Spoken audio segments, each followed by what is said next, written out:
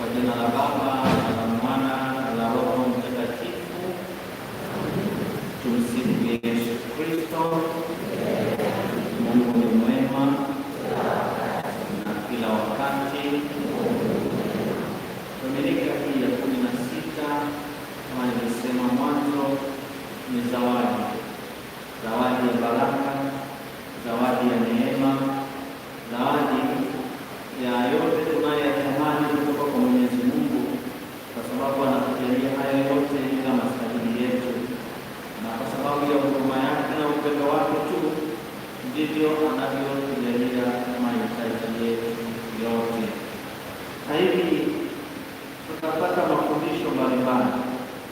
Katika somo la kwanza tunafundishwa kwamba Mungu anaweza yote. Kitabu cha Hekima kinatuambia Mungu anaweza yote, na Mungu ni hakimu mwenye haki. Palipo na mabaya anaweza kuadhibu, na vile vile kulipa mema katika yale mema unayofanya. Kwa hiyo ukitenda mema utapata mema, ukitenda mabaya utavuna yaliyo mabaya pia, kwa sababu mtu atavuna alichopanda. Lakini hekima ya Mungu ni kubwa mno kwetu sisi, na huruma yake ni kubwa mno. Anawahurumia watu wake wote, lakini shida yetu ni kwamba wakati mwingine tunadhani hawezi kutuadhibu, na hivi tunazoelea maovu, tunaendelea kuyatenda tu, tunajisahau kwamba kuna wakati wa kuadhibiwa. Kama tumeambiwa kwamba kuadhibu katika yaliyo mabaya na kubariki ama kulipa mema katika yale yaliyo mema, maana yake ni kwamba kama mimi mtendaji wa mabaya, iwe leo, iwe kesho, iwe kesho kutwa, kuna siku nitalipwa tu, kwa sababu kila tendo lina malipo yake, kila tendo lina mshahara wake, na kama kila tendo lina mshahara wake, lililo jema utalipwa jema, lililo baya utalipwa baya tena. Ingawa Mungu mara zote anatupatia nafasi ya kutusubiria ili tuweze kubadilika, lakini pale tunaposhindwa kubadilika ndipo tunapokuja kubebana na yale mabaya yetu ambayo ni matokeo ya yale tuliyoyatenda. Na hivi tunajitahidi kama tunatakiwa kwamba tubadilike, tuwe tunaacha maovu badala ya kushupaa na kusimamia kwenye yale mambo ambayo pengine hayampendezi Mungu. Kwenye somo la pili tunaambiwa kwamba sisi binadamu ni wadhaifu, hatujatimilika, sio wakamilifu. Na kwa sababu sio wakamilifu, kwa kuwa ni wadhaifu, hatujatimilika, na mambo yetu pia mara nyingi sio matimilifu, sio makamilifu, hayajakamilika, yana mapungufu. Mambo tunayofanya, maisha yetu, matendo yetu, vivyo hivyo hata sala zetu pia nazo hazifiki kwenye kikomo, kwa sababu ya madhaifu, kwa sababu ya mapungufu, hatufikii kile kiwango ambacho Mungu anataka kufikia. Kwa sababu hiyo akatupatia Roho Mtakatifu ndani mwetu, na Roho Mtakatifu ana kazi ya kutuombea, ana kazi ya kutusaidia kuomba, kusali. Tena tunaambiwa yeye anatuombea kwa kuugua kusikosemekana, alafu yeye anasaidia sala zetu zimfikie Mwenyezi Mungu na kisha zinapokelewa, na mastahili yetu yanasikilizwa kwa kupitia maombezi na nguvu ya Roho Mtakatifu. Lakini lazima nisali vizuri mwenyewe, nisije nikasema kwa Roho Mtakatifu yupo atanisaidia wakati sisali, kumbe ninapaswa nisali sasa, alafu ndipo Roho Mtakatifu naye ananisaidia sasa kubeba yale nilionayo na kuyatia nguvu na kuyafanya yawe na nguvu zaidi na kuyafikisha mbele ya Mwenyezi Mungu. Hasa kwenye somo letu la Injili, msifu Yesu Kristo. Kwenye somo letu la Injili lina mifano mitatu. Mfano wa kwanza ni magugu na ngano, mfano wa pili ni punje ya haradali, na mfano wa tatu ni chachu. Utasimama zaidi kwenye mfano wa magugu na ngano, ambao ndio msingi hasa wa leo, ambapo kama tungeweza kusoma somo fupi tungesoma tu hii habari ya magugu na ngano. Basi hapa tunajifunza mambo kadhaa ambayo ni ya msingi, kwamba tutapata mambo labda matatu hivi ambayo ni ya msingi, na ninaomba tuyashike yaweze kutusaidia. Jambo la kwanza ambalo ni la msingi kwetu kujifunza leo, hasa kutokana na somo nyingine, ni kwamba sisi sote tumeumbwa tukiwa watakatifu. Tumeumbwa tukiwa wema sana. Tumeumbwa tukiwa na baraka. Tumsifu Yesu Kristo. Sisi sote tumeumbwa tukiwa na tabia njema, kama anavyosema hapa. Wanamuuliza huyu bwana mwenye shamba, bwana, au kupanda mbegu njema katika shamba lako? Anasema nilipanda mbegu njema kabisa. Sasa mbona kunaonekana kuna magugu? Nani atakuja kupandikiza haya magugu? Magugu ni tabia mbovu, tabia mbaya, mambo machafu ambayo sio ya kwetu. Sisi tulipoumbwa na Mwenyezi Mungu, ama tulipozaliwa, tulikuwa wema sana. Kristo hivi hapa, kuna mtu aliumbwa au alizaliwa kwa mlevi? Naam. Sasa mlevi ninaupata wapi? Kuna mtu alizaliwa yeye ni muongo tu tangu tumboni mwa mama yake. Kuna mtu alizaliwa yeye ni mtu wa majungu tu na wivu na magomvi tangu tumboni mwa mama yake. Hapana, wote tumezaliwa, tumeumbwa na Mwenyezi Mungu tukiwa wema, wazuri, hatuna dhambi, kasoro dhambi ya asili ambayo pia nayo iliondolewa kwa njia ya ubatizo, na kisha kubatizwa sina dhambi. Lakini tulizaliwa kwanza, tuliumbwa tukazaliwa wema, wazuri, watakatifu, wanaopendeza. Lakini sasa baadaye ukituangalia, wezi, majungu, makelele, walevi, wauaji, wenye mambo ya kila namna ambayo ni machafu. Haya mambo yamekuja kutoka wapi? Muulize mwenzako, nani alikufundisha haya yote? Muulize, nani alikufundisha haya yote? Pengine tunapaswa kujiuliza, kwa sababu hatukuzaliwa hivyo. Kama huyu aliyopanda mbegu njema ilikuwa safi kabisa, kama nzuri, sisi nasi tulikuwa wema, wazuri, watakatifu, wa kupendeza. Lakini baadaye tumekuwa na mahangaiko mengi sisi binadamu. Tuna mambo mengi sisi binadamu, tabia za kila namna, matendo maovu ya kila namna, tabia mbovu za kila namna, mambo machafu ya kila namna. Hatukuumbwa hivyo, hatukuzaliwa hivyo. Hakuna aliyeumbwa mvuta bangi, hakuna aliyeumbwa akiwa mlevi, hakuna aliyeumbwa akiwa mgomvi, hakuna aliyeumbwa mchoyo, hakuna aliyeumbwa yaani mwizi, hakuna aliyeumbwa yaani mambo ya machafu na chafu. Hatukuumbwa hivyo, ila tumejiachilia. Kama hapa anasema, yule mwenye shamba alipokuwa amelala, akaja adui yake akapanda mbegu katikati ya ngano. Na sisi tulipojisahau, shetani ametuletea mambo machafu ndani ya mioyo yetu, na yamepandikizwa humo ndani ya mioyo yetu. Tunayang'ang'ania, tunayashikilia, tunaambatana nayo, tunayachagua na tunayapenda wakati mwingine na kuyakumbatia. Kumbe leo tunakumbushwa kwamba tukajitathmini, kama mimi ni ngano ama ni gugu.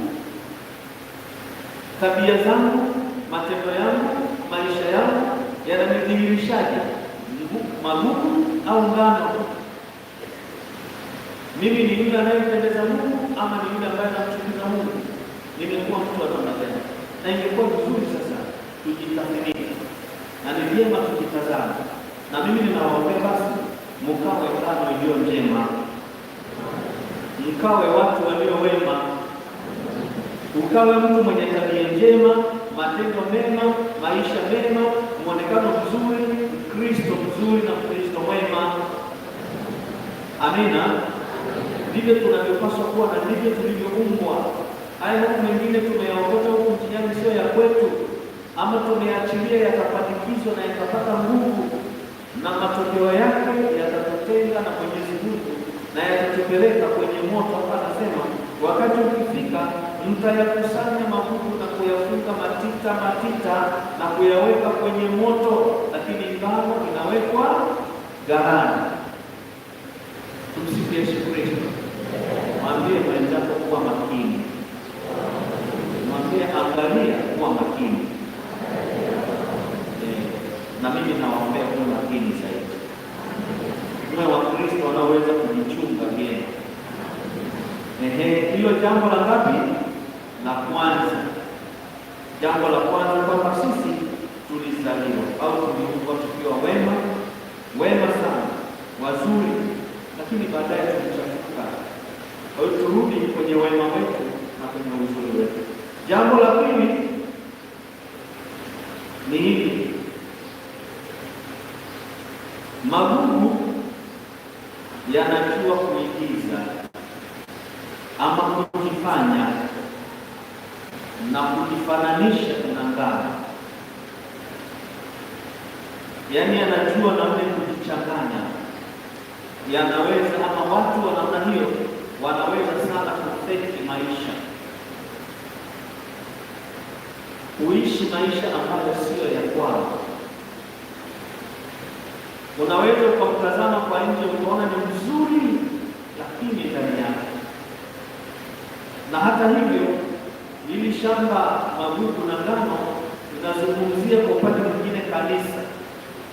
Kanisa linakusanya watu wote, na pengine sio rahisi kuwajua, kwani hapa tulipo wezi hawapo na hawapo, kwani hapa tulipo wachawi hawapo. Alafu lakini ukimwona anafanana kweli na mtu mzuri. Unajua yale magugu yanaigiza kile ambacho ngano inafanya. Ngano ikinawili vizuri na yenyewe inanawili vizuri. Ngano ikianza kukua haraka na yenyewe inakuwa haraka. Ngano ikibadilika kuwa na rangi ya njano majani yake, na yenyewe inabadilika hivyo. Ngano ikidumaa na yenyewe inadumaa. Ngano ikianza kubeba masuke yake na yenyewe hivyo hivyo. Ngano ikianza kuzaa na yenyewe inaanza kuzaa.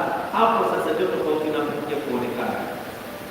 Vivyo hivyo kwenye mikusanyiko yetu na kwenye kanisa letu pia watu wanaona hiyo wapo. Ukiwakuta humu kanisani wakati mwingine ni watakatifu kupitiliza, anafunga mikono, yaani mpaka anafunga na macho, kumbe mmoja amelifungua kuangalia kwa shavu iliyokaa. Wakati mwingine wako hivi, usahau kitu, nenda katoe sadaka au nenda huko kufanya chochote, usahau kitu kama utakuta. Si wanaimba hapo kanisani, na ukiangalia wako vizuri, amevaa vizuri, anapiga magoti vizuri, anasimama vizuri na mikono anaifunga, lakini ndani yake hata yule anayewanga ukimkuta kanisani anajificha hapo, yuko mtulivu kweli, lakini muone kwenye rangi yake halisi msiku. Tuko huku, hivi ndivyo tulivyo, lakini hatupaswi kujichukulia haki kwamba ngoja nijipendekeze hivyo hivyo, nijifanyishe hivyo hivyo. Tunahitaji kubadilika,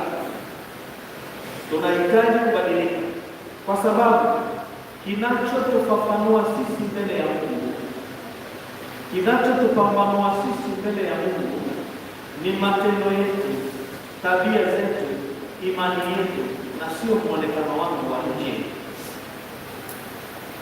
Yale magugu kwa nje yanaonekana kama ngano, lakini ndani yake kitakachozaliwa ni kitu tofauti. Naweza nikajifananisha na Mkristo mzuri, nikajitahidi kufanya yale mambo kwa nje, lakini nilichokibeba ndani yangu ni kitu tofauti. Kumbe ninahitaji kubadilika, ninahitaji kuwa katika uhalisia, ninahitaji kuwa mwaminifu katika imani yangu, na ninahitaji kuwa Mkristo anayejielewa, anayejifahamu. Kwa hiyo ninawaombea ile nguvu ya Roho Mtakatifu tuliyosikia katika somo la pili ikatende kazi ndani mwetu. Roho Mtakatifu akatuimarisha na kutubadilisha. Roho Mtakatifu atufanye tuwe watu wake na wenye kujielewa. Roho Mtakatifu atutakase na kutufanya tujitambue hasa katika matendo yetu kama Wakristo na tuishi Ukristo wetu, na neema ya Mungu itakufanya uwe mpya, ukawe kitu kipya leo. Jambo la tatu ni hili linalohusiana na uvumilivu wa mkulima ama uvumilivu wa mwenye shamba. Kwa maneno mengine, uvumilivu wa Mungu. Alisema hivi pale walipomwambia kwamba unataka tukayang'oe yale magugu na tuliache ngano ikuwe vizuri, akasema msifanye hivyo, yaacheni magugu na ngano vikuwe pamoja, ila wakati ukifika tutakuja sasa tulitenganisha. Magugu yatakusanywa na kuchomwa motoni, ngano itakusanywa vizuri na kuwekwa ghalani. Aliyavumilia yote, aliyachukulia yote yale magugu, akasema acha yakuwe. Na Mungu ndiye alivyo, anatuvumilia huko kanisani au kwenye imani zetu. Hakuna mahala anapoenda kusema wewe toka, wewe pale toka, wewe ni mwizi toka, wewe ni mbakaji toka, wewe unachonganisha watu toka, wewe unasema mambo mabaya, unatenda mambo mabaya toka, wewe ni mtu namna hii toka. Hakuna hasemi namna hiyo. Ametuacha ili tupate nafasi ya kujitazama na kufanya mabadiliko kama tulivyoambiwa katika somo la kwanza, kwamba tunahitaji kufanya mabadiliko. Tumepewa muda, tumia muda wako vizuri. Kwa kulia kwako, kushoto kwako, mwambie ndugu yangu, mwambie tu ndugu yangu, tumia muda wako vizuri, tumia wakati uliopewa na Mwenyezi Mungu vizuri. Najua Mungu ametupa nafasi nzuri sana ya mabadiliko na anatuvumilia, anasema ngoja waendelee hivi, huenda watabadilika, huenda watajigeukia na kuwa watu wengine tofauti. Na mimi ninawaombea mabadiliko ya kweli. Lakini hata hivyo, sisi nasi tunahitaji kuvumiliana na kuchukuliana kama Mungu anavyotuvumilia na kutuchukulia katika madhaifu na mapungufu yetu. Mungu anatuelewa na sisi tunafahamiana. Kama tunafahamiana, tunahitaji sababu uliponiumba niishi imani yangu, niishi Ukristo wangu, niishi utakatifu wangu,